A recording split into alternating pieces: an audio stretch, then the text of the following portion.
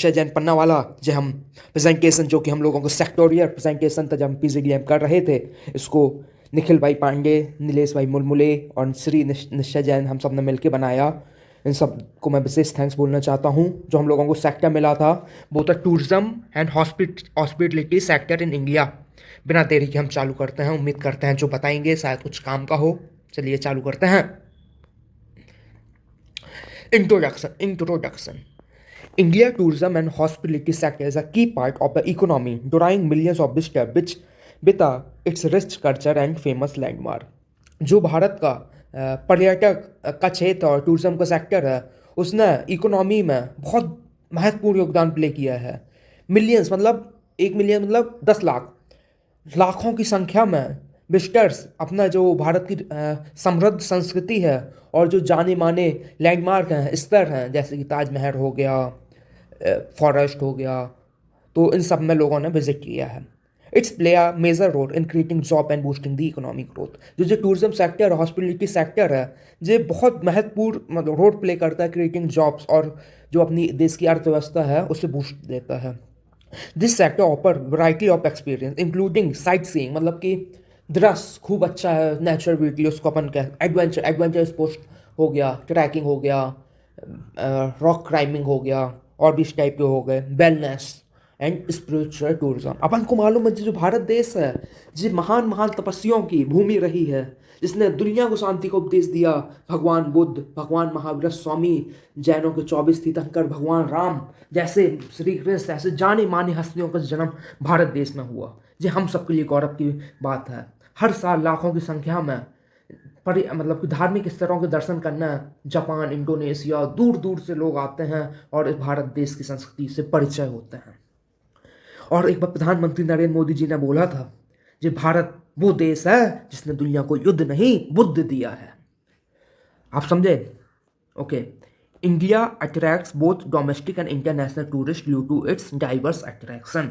आप देखिए इस देश में 12 शिवलिंग है, 12 ज्योतिर्लिंग हैं, जो पूरे हिंदू समाज को, पूरे देश को आपस में दुनिया देश को जानने का मौका देता है। एक अगर शिवलिंग रामेश्वरम में है जो कि तमिलनाडु भारत के अंतिम राज्य में आता है, और दूसरा उत्तराखंड केदारनाथ में आता है, तो ये दिखाता है कि आप जब इन दर्शन करते हैं तो आपकी संस्कृति का आदान प्रदान होता है। अपन समझते हैं देश में क्या है, नॉर्थ, वेस्ट, ईस्ट, सब जगह है। सोमनाथ में भी है तो झारखंड में भी है, देवगढ़ करके स्थान है, और असम में भी मंदिर है। तो ऐसे अपन लोग इस टाइप से टूरिज्म को समझ सकते हैं कितना इंपॉर्टेंट है। This sector is essential for promoting country culture and economic development. जो सेक्टर है टूरिज्म एंड हॉस्पिटलिटी सेक्टर है, ये जो भारत की जो कल्चर और इकोनॉमिक डेवलपमेंट उसमें बहुत बड़ा महत्वपूर्ण योगदान प्ले करता है, बहुत ज़्यादा इंपॉर्टेंट रोल प्ले कर रहा है। आगे चलते हैं। जिधर पर कुछ स्कीम्स लिखी गई हैं। ई वीज़ा फैसिलिटी जो कि 2014 में चालू किया। इसमें क्या था, जो online visa applications for tourist from 170 countries, जो मतलब जो वीज़ा था उसको आसान किया गया, ऑनलाइन एप्लीकेशंस को प्रमोट किया गया। Boost international arrival and foreign exchange earning. इससे जब विदेशी लोग अपने देश में आए उसका फ़ायदा मिला कि जो उनके फॉरेन एक्सचेंज इन सब में जो विदेशी मुद्रा है उसमें कमाई हुई। इनक्रेडिबल इंडिया 2.0 या 0 कैंपिंग 2007। इनक्रेडिबल इंडिया को आप हिंदी में कहते हैं अतुलनीय भारत। इसका क्या था, NS India tourism image through a modern marketing. जो अपने देश के जो छोटे छोटे वो थे जिनको दुनिया विख्यात नहीं जानती नहीं थी, सिर्फ लोकल के लोग जानते हैं, उन सबको मॉडर्न मार्केटिंग के थ्रू, सोशल मीडिया के थ्रू उनको लोगों के बीच प्रस्तुत किया गया। उससे जो लोकल की वो है उसमें चलन आया। जैसे कि आप देखेंगे गांव हो गया, वहाँ पर बहुत कुछ थे, नेचुरल ब्यूटीज़ थे, तालाब थे, फॉल थे, उन सबको रिप्रेजेंट किया गया जिस कैंपेन के तहत हुआ। Increase global awareness and tourist footfall. इससे क्या हुआ, ग्लोबल में जो अपने ऐसे अननोन प्लेसेस थे वो दुनिया के सामने उनको प्रस्तुत किया गया, और इससे जो विदेशियों का टूरिस्ट आने का जो फुटफॉल था, आने की जो संख्या थी, उसमें निरंतर प्रगति देखी गई। अब 2020 में क्या चालू किया गया, देखो अपना देश कैंपेन। आप देखिए 2020 में कोविड आ गया तो इससे क्या था, जो इंटरनेशनल मतलब कि टूरिस्ट थे वो अवॉइड कर रहे थे अपने देश आने में, पर लेकिन बहुत सी सिटीज़ हैं जिनकी इकोनॉमीज टूरिस्ट सेक्टर डिसाइड करता है। तो डोमेस्टिक देखो अपना देश कैंपिंग चालू किया गया, उसमें बोला गया आइए आप यूपी आइए, यूपी का जैसे आपने स्लोगन देखा होगा, यूपी नहीं देखा तो इंडिया नहीं देखा, तो उस टाइप के चालू किए गए। तो जो दो देखो अपना देश हो गया।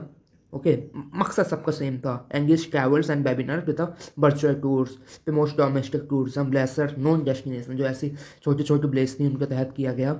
National digital tourism mission 2021 creates a digital platform for tourism service and improve the tourist access in real time information booking.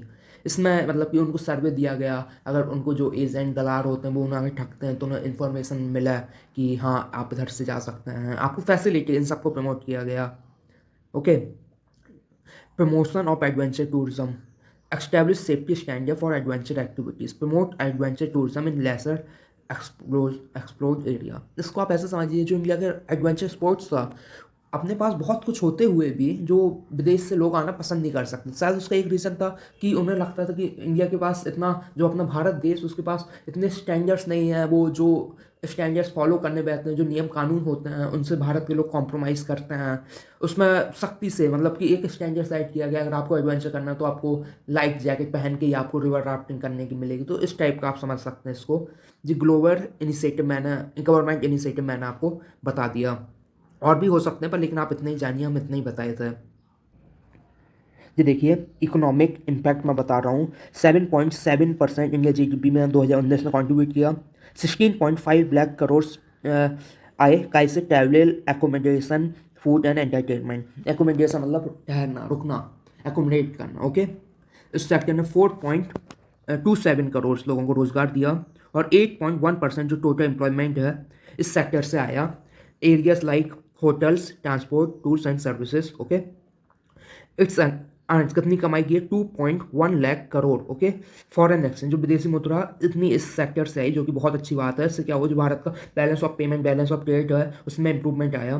जो टूरिज्म के चलते जो इंफ्रास्ट्रक्चर डेवलपमेंट था, roads, airports, support local economy by benefit small business and artisan, इन सब में भी जो इंफ्रास्ट्रक्चर डेवलपमेंट किया गया, जैसे कि आपने कभी नाम सुना होगा बुद्ध सर्किट, श्री राम पथ सर्किट, इस टाइप के जो रोड्स बने। क्यों? क्योंकि अपन जितने भी ऐतिहासिक जगह थे वो आपस में अपन कनेक्ट करना चाहते थे, आप समझे। और आगे मैं बताता हूँ कुछ इस सेक्टर में क्या क्या चैलेंजेस हैं अभी भी अपने देश में। पुअर इंफ्रास्ट्रक्चर अपन दुनिया से देखते हैं तो आज भी अपन लोग बहुत पीछे हैं, इस बात को आप अपन को मानना पड़ेगा। जैसे कि मालदीव्स और लक्षद्वीप का आप देखेंगे कि लक्षद्वीप के पास भी सेम लोकेशन है, सब कुछ सेम है, तब भी लक्षद्वीप इतना विख्यात नहीं है। तो क्या रीज़न हो सकता है? पुअर इंफ्रास्ट्रक्चर बोल सकते हैं, seasonal tourism and over crowding. जैसे कि कांस्टेंट अपने यहाँ टूरिज्म नहीं आते हैं, जैसे कुछ पर्टिकुलर सीजन्स होते हैं उसमें एकदम से आते हैं, उसके चलते क्या है, खूब ज़्यादा ओवर क्राउडिंग हो जाती है। ओवर क्राउडिंग हो जाती है, जो विदेशी टूरिस्ट है वो आना पसंद नहीं करते, ये भी एक खूब दिक्कत है।